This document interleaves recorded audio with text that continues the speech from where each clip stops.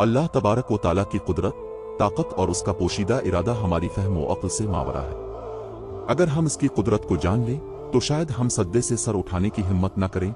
एक छोटी सी मिसाल लीजिए, हमारा अपना जिस्म। इसमें कितने ही निज़ाम और पेचीदा जाल बाने हुए हैं जिन्हें हम समझ भी नहीं सकते।